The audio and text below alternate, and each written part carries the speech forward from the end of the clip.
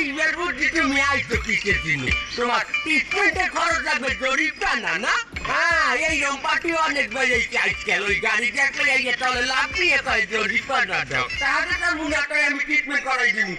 হ্যাঁ তাইলে অপেক্ষাটাই করে দেন। দাঁড়াও, আমি এখনই ডাক্তারের ফোন দিতে আছি। আমার বন্ধু,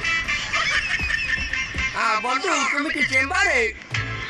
আমার বলার একটা কারে যদি অ্যাক্সিডেন্ট করতে হয়, বিক্রি বাইকে জরিপানা দেখে তার ওখানে তোমার ট্রিটমেন্ট হবে?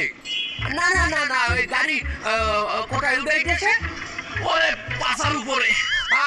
কি পয়সা অপারেশন করতে হইবে? কি করছেন কি করছেন? আচ্ছা, আমরা কিডনি কাটা দুইটা একটা হালাই দিতে হবে।